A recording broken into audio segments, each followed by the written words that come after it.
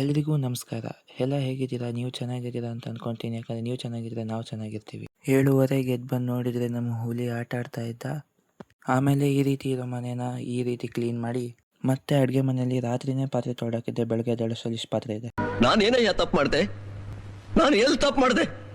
ಆ ಪಾತ್ರೆನೂ ತೊಳೆದು ಮುಗಿಸಿ ಸ್ನಾನ ಮಾಡ್ಕೊಂಬಂದು ಈ ಥರ ರೆಡಿಯಾಗಿ ಲೇಟ್ ಆಯಿತು ಅಂತ ನಮ್ಮ ಪಪ್ಪ ಕೈಯಲ್ಲಿ ಸ್ಕೂಲ್ಗೆ ಡ್ರಾಪ್ ಹಾಕ್ಸ್ಕೊಂಡೆ. ಸ್ಕೂಲ್ ಹತ್ರ ರೀಚ್ ಆದೆ. ನಮ್ಮ ಸ್ಕೂಲ್ ಇವತ್ತು ಎಕ್ಸಾಮ್ ಸೆಂಟರ್ ಆಗಿತ್ತು.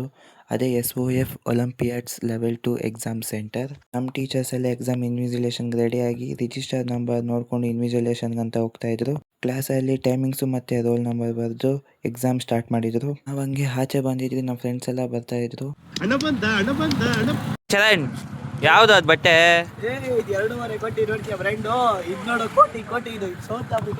ನಮ್ಮ ಚರಣ್ ಅಂತೂ ಡೈಲಿ ರೀಲ್ಸ್ ನೋಡಿ ಫುಲ್ ಇನ್ಸ್ಪಿರೇಷನ್. ಆಮೇಲೆ ಒಳಗಡೆ ಹೋಗಿ ನಾನು ನನ್ನ ಫ್ರೆಂಡ್ಸ್ ಎಲ್ಲ ಎಕ್ಸಾಮ್ಗೆ ಪ್ರಿಪೇರ್ ಆಗ್ತಾ ಇದ್ವಿ. ಈ ಫಿಗರ್ ಎಲ್ಲೋ ನೋಡ್ದಂಗೈತಲ್ಲ, ನಂಗೂ ಹಂಗೆ ಅನ್ನಿಸ್ತಾ ಐತೆ. A few moments later.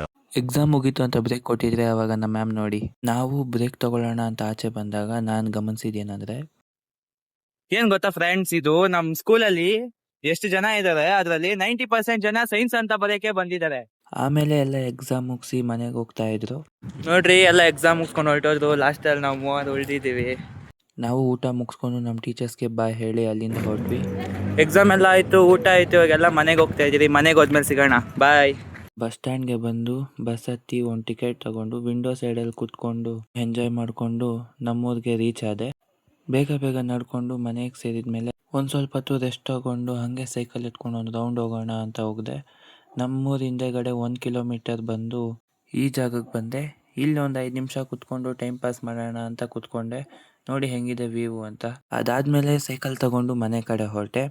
ಮನೆಗೆ ಬಂದು ನಾನು ಸೈಕಲ್ನ ಪಾರ್ಕಿಂಗ್ ಮಾಡಿದೆ. ಮತ್ತೆ ಒಳಗಡೆ ಹೋದರೆ ನಮ್ಮಪ್ಪ ಚಿಕನ್ ತಂದಿದ್ರು.